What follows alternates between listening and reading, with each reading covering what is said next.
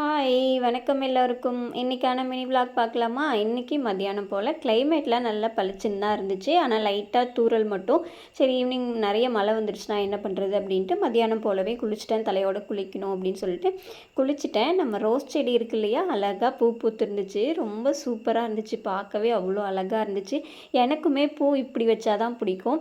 ரொம்ப வெடிச்சிருச்சுன்னா எனக்கு பூ வைக்கிறதுக்கு பிடிக்காது. லைட்டாக வெடித்த மாதிரி முட்டாக இருந்துச்சுன்னா தான் பிடிக்கும். ஆனால் நான் பறித்து வைக்கலை, எனக்கு மனசே இல்லை பறிக்கிறதுக்கு. குண்டுமல்லி செடியில் மட்டும் பூ கொஞ்சமாக இருந்துச்சு, அதை மட்டும் பறித்து நான் கொஞ்சம் வச்சுக்கிட்டு சாமி கொஞ்சம் வச்சுட்டேன்.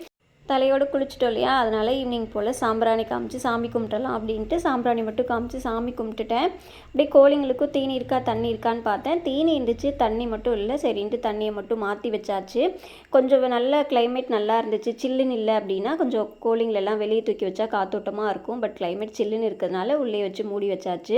நம்ம வயலெல்லாம் ஓட்டிட்டோம் இல்லையா, அதனால் மாடு மேய்ச்சலில் கட்டுறதுக்கு இடம் இல்லை.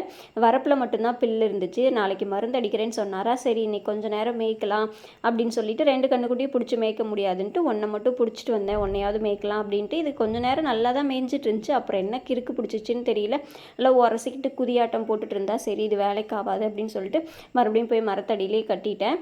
இப்போ தான் எங்கள் மாமியார் பாலே கொண்டு போகிறாங்க. ஆனால் அதுங்களையும் நல்லா இருட்டின மாதிரி ஆகிடுச்சு. எப்போவுமே பால் கொண்டு போகிற டைம்லாம் நல்ல பளிச்சுன்னு வெளிச்சமாக இருக்கும், வெயில் கூட அடிக்கும். இன்றைக்கி சீக்கிரமாகவே இருட்டிடுச்சா, சரி கண்ணுக்குட்டியெல்லாம் பிடிச்சிட்டு வந்து தண்ணி காமிச்சு கட்டுத்தறியில் கட்டிடலாம் அப்படின்னு சொல்லிட்டு கட்டியாச்சு. கையோட பாலையும் காய வச்சுட்டேன். இன்றைக்கி நான் முட்டை பொழிச்சது ட்ரை பண்ணியிருந்தேன். நம்ம சேனலில் ஆல்ரெடி அப்லோட் பண்ணியாச்சு. ரிலேட்டட் வீடியோவில் கொடுக்குறேன், செக் பண்ணி பாருங்கள். தேங்க்ஸ் ஃபார் வாட்சிங். டாட்டா.